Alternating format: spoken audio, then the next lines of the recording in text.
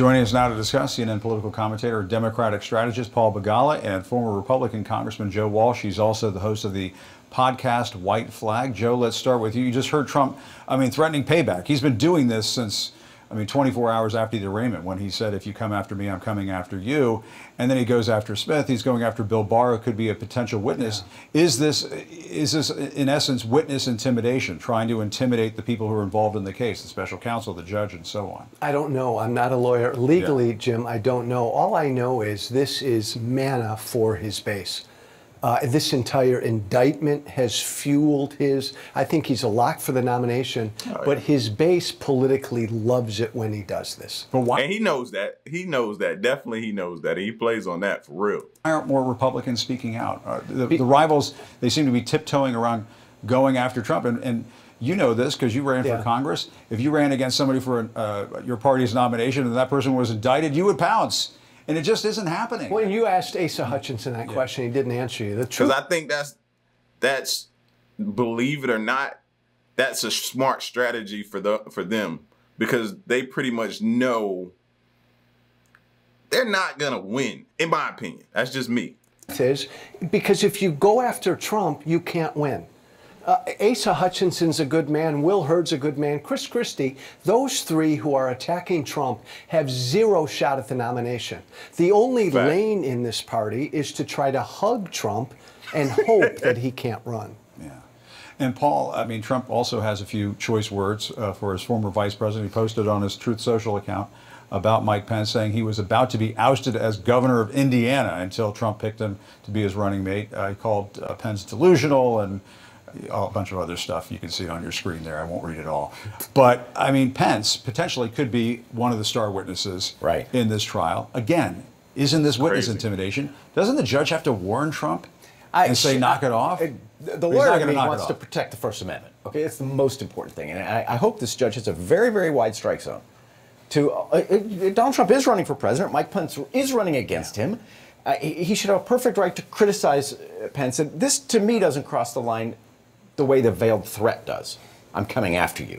That's different from just saying, oh, Pence was a failed I was wondering where he was going with that. I was like, but you, okay. You circled back around and cleaned it up. I got it now. Politician, and I gave him I'm okay with that. But there's an old saying, Zell Miller, one of my mentors in this business, the late former Georgia governor, used to say, a hit dog will holler.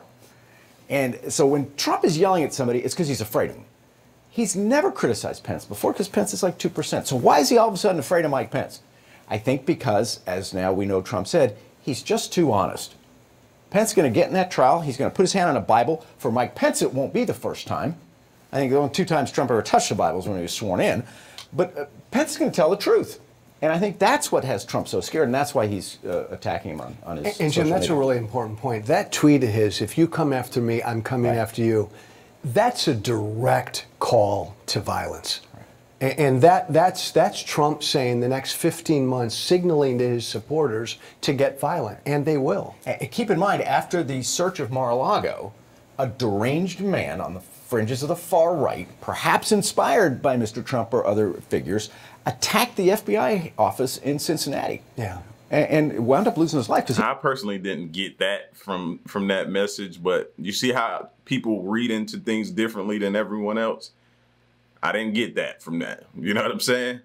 He was trying to murder FBI agents. He was so upset about the raid on Mar-a-Lago. So it's only, but I did the math. If only 0.001% of Trump supporters, 1/1000th of a percent, that's still 74,000 people. That's a sellout in an NFL game. So he needs to be really careful about inspiring violence. And I fear that he's desirous of it, not careful about it. Completely. Right? As he was, again, on January 6th. We've talked. Right. He wanted that violence. There will be careful. Right. He's desirous. Paul's right. He wants this. Yeah. And speaking of Pence, here's how he responded on CNN's State of the Union earlier today when he was asked about if he would testify in the trial. Let's listen. I have no plans to testify, but look, we'll always comply with the law. But look, I want to tell you, I don't know what the path of this indictment will be. The president's entitled to a presumption of innocence. He's entitled to make his defense in court. There actually are profound issues around this pertaining to the First Amendment, freedom of speech, and the rest. I'm confident he and his lawyers will litigate all of those things. Yeah, Paul, I mean, I just don't see, there's such a hesitancy there. And Mike Pence has slowly started to be more critical of the former president, his former boss. But there's such a hesitancy. And I guess, as I was saying to Joe earlier, I don't understand why these Republican rivals aren't going after Trump. He's got 3 indictments. I mean, I shouldn't that be? Joe's right that it's your party, you know, and you talk to them on the radio every day on the podcast. You've been involved in campaigns. I think a lot of the Trump base thinks that these are unjust prosecutions, thereby attacking him for those. Sounds like you're siding with the other side, right? But there's another way, and here's free political consulting. Used to cost people a lot of money. Get off of Trump and get onto the voters. I would say, look, Trump is who he is, but I can tell you one thing he's focused on: staying out of jail. You know what I'm focused on? Keeping you on the job. I'm focused on your life. He's focused on his.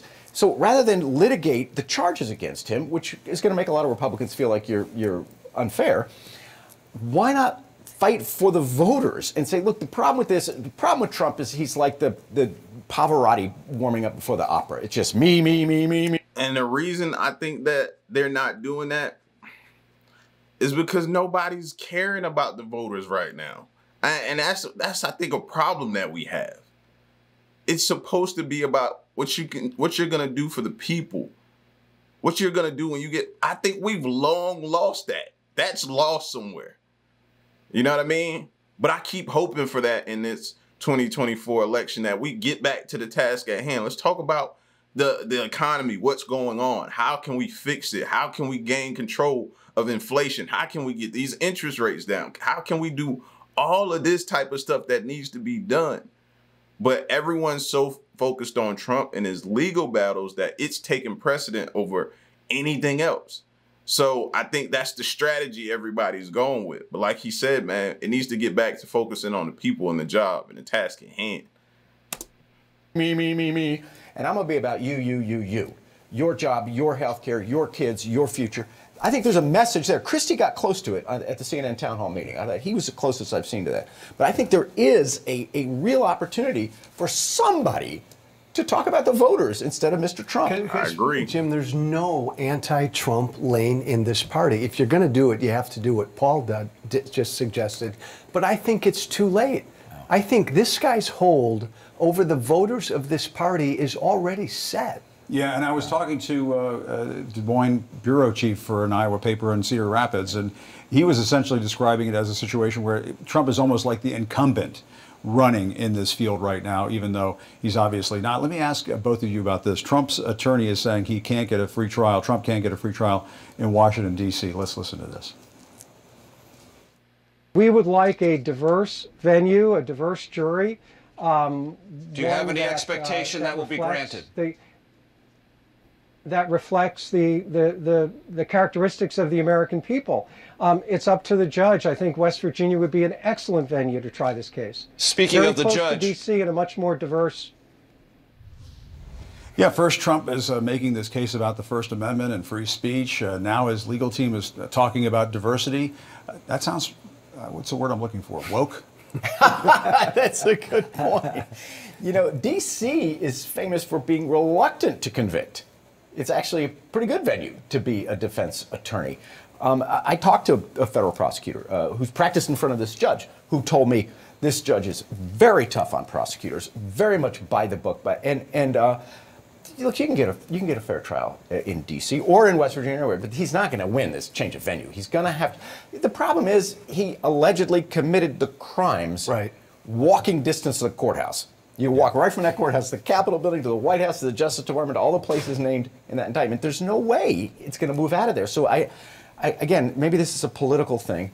Attack D.C. and maybe it'll help you with Republican voters. But it's not going to help him with this judge to tell her she's not fair when she's got a reputation for being very scrupulous and protecting defendants' rights. No, nor the jury pool, for that matter. And Joe, I guess, and you and I have talked about this countless times, I mean, aren't all of these really just delay tactics by Donald Trump? Kick up some dirt out on the campaign trail, put out some Truth Social media posts. Look what happened. The special counsel filed a motion for a protective order and so on, and now they'll have to adjudicate this to some extent. And it just kicks the can down the road a little longer. I talked to a Trump advisor recently who said, you know, the goal is to get this past all these cases past the election, and then we'll see if we win. And that makes me feel like, do we even matter anymore, y'all? Do we? Do we matter? Everything's centered around everything else but us. It's starting to feel like we don't matter anymore, man. He may be able to do. That's his goal. The other goal, Jim, is every day paint himself as the biggest victim in the history of the universe, because that's his secret sauce with Republican voters. So go after the judge. It's not fair. The jurisdiction's not fair. Everything's not fair. Good evening, America. Welcome to Cross Country. We begin tonight among my peers, the young voters of America. Millennials and Gen Z get a bad reputation. Many believe they've been indoctrinated by the left-leaning influencers around them, college campuses, local media, woke online influencers. But as we prepare for the first GOP primary debate, the first hurdle of what we already know is an eventful election cycle, we've learned that some of those young voters are looking for something different. They're looking for something beyond the obvious talking points. The ones that I've spoken to aren't partisan at all. They're looking for hope for their future, hope for their country, and hope for their fellow man. So is there a candidate in the 2024 race that can rise above all the partisan politics and deliver on that hope? Well, we headed to the early primary state of South Carolina to find out. Watch. What is the #1 issue for you in this next election? I think we need to stop spending money on unnecessary excursions and endeavors. What do you mean by that? I think that we definitely need to stop sending a lot of our financial foreign aid to Ukraine. I knew that's as where, well as a lot of. I knew that's where he was going. I knew that's where. Let's start off with that. Sending a lot of our financial foreign aid to Ukraine, as well as a lot of these other like NATO countries and stuff. Gavin, what about you? Well, there's a lot of issues right now, but I'd say the most important would be the deep state. Just seeing ever since Trump was elected in 2016, how adamant they have been to try to go after him and other political opponents. I think largely it's the economy. It's, for me...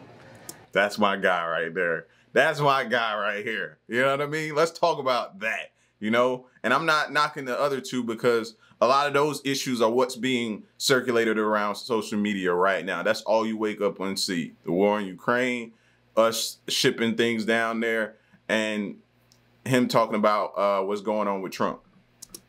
It's hard to see, you know, billionaires get not taxed their fair amount, and that burden falls to the lower and middle classes. The abortion issue. I'm a pro-life Democrat, and I value... Do they still exist? We still exist. We still exist. It's so interesting that you have that point of view because there's a lot of polling that suggests that Republicans should stay away from that issue because it could hurt them, and you don't believe so. These are human beings being killed in our communities every day, and you know, if there's any candidate on either side of the political aisle that wants my vote, you know, they're going to have to face the abortion issue head on. Janae, what's the #1 issue for you? I would say I can respect that. However you feel about it, I can respect his viewpoint and his opinion on that situation because he led, which felt like to me from the heart. He said, I'm tired of seeing people getting killed on a daily basis. You know what I mean? Babies. I'm tired of that. How can you not want to sit down and have a conversation with a young individual like that? You know, whenever this issue is brought up, that's why I don't have conversations with people. I'd rather sit here and talk to my camera and talk to y'all.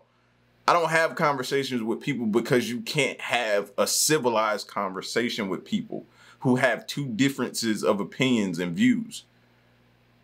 I would love to sit down and have a conversation with him because he seems level-headed. He seems like he got a great head on his shoulder, and he's saying, I have this belief, and for me, the candidate I want to elect has to share these type of values and views. Can't knock him for that. You know, they're going to have to face the abortion issue head on. Janae, what's the #1 issue for you? I would say broken families is probably at the forefront, and I think that stems from this war on masculinity that we've been seeing. So I think that that's due to a society just having this perspective on men as oppressors and not even giving them a fair chance in all aspects of life.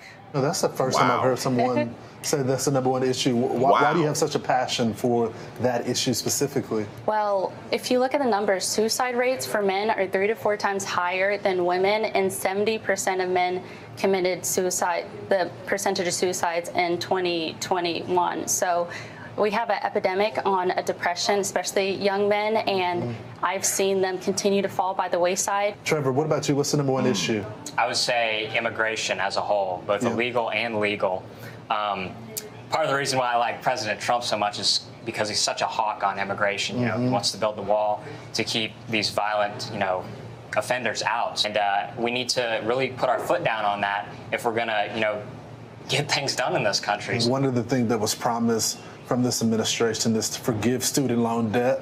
Who's in support of getting rid of that student loan debt? Okay, so you're halfway there. So what do you mean by that? So I think there should be special provisions. I don't think outright it should be completely forgiven. However, I think that college is so expensive nowadays. There needs to be some way we can think about repaying these student loans off because, we as Generation Z, we're really struggling. I do agree with Trevor in terms of it is difficult to try to get money, but there are options, there are scholarships, there are other ways that money can be obtained for the student. But as far as forgiving student loans, I would try to keep that as a minimum because in the end, it does fall on the taxpayer. The taxpayer didn't take out the loan. Logan and Hayden, y'all raise y'all hand. That's my thing. And let me tell you the part about it that gets it for me. This is what ruins it for me when I hear people wanting student loans forgiven, right? When I went to college, this is the reason, and I'm not knocking everybody who's asking that. So let me make that clear first and foremost. But here's my reason why I have somewhat of an issue with forgiving some of the student loans. Because I went to college with people who got student loans and blew the money on just frivolous things. Paying for cars and rims and clothes, just extravagant things that had nothing to do with what you signed up for the loan for in the first place. And I'm pretty sure a lot of you have. So a lot of y'all have that sour taste in your mouth that I have.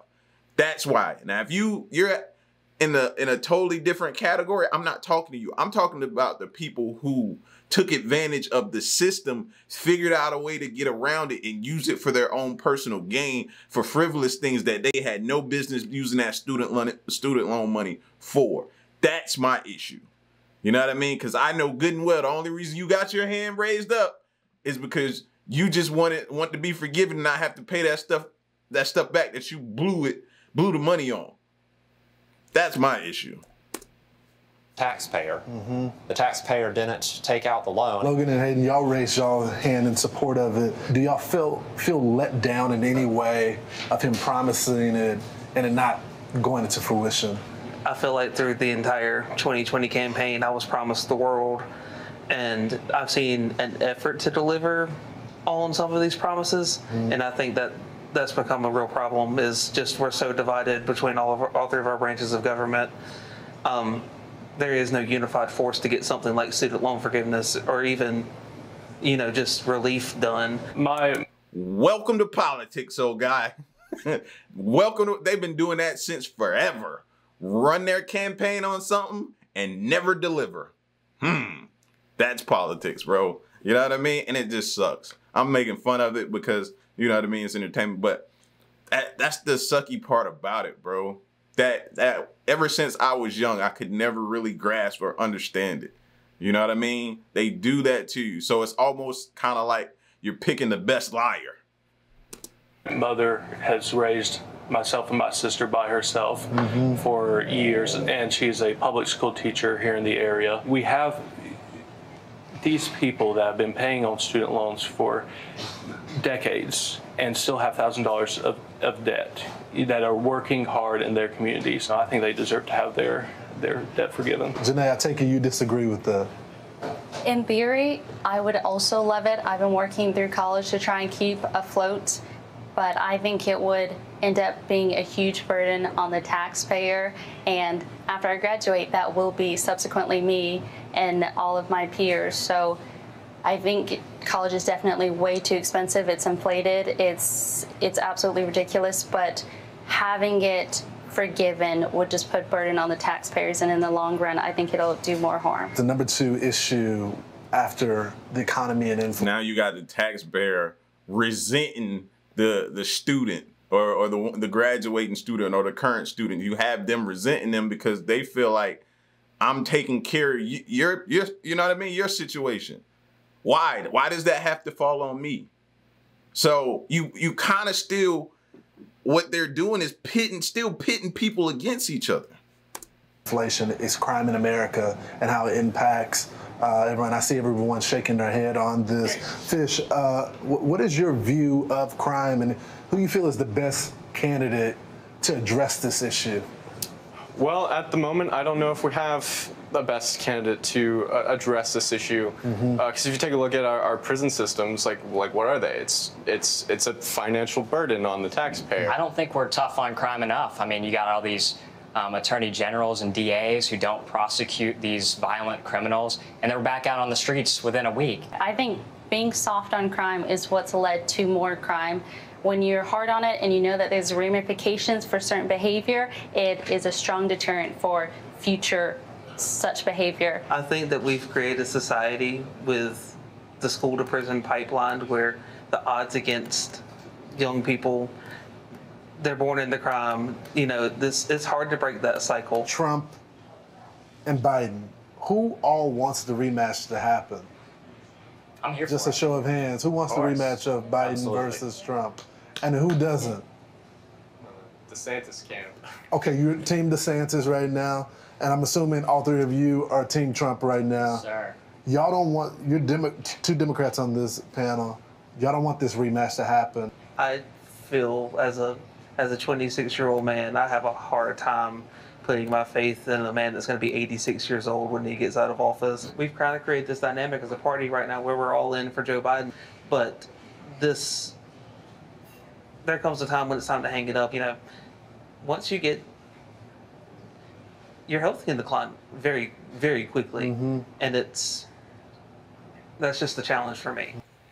Hey, Sean Hannity here. Hey, click here to subscribe to Fox News YouTube.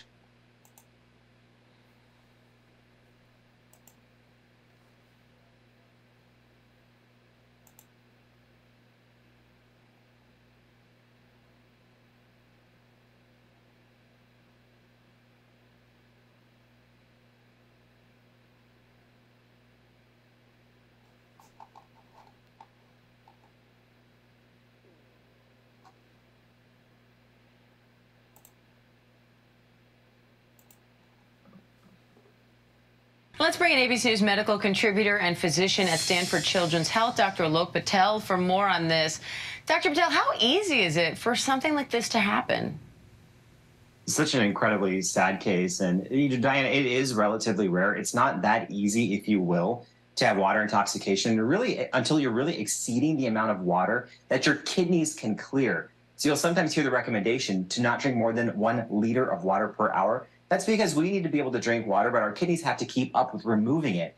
And if our kidneys can't do that, sometimes this throws off the electrolyte balance, especially sodium. And if our sodium levels get too low because it gets diluted with too much water, that can be devastating, causing altered mental status, confusion, nausea, and if untreated, can lead to seizures, coma, and even death.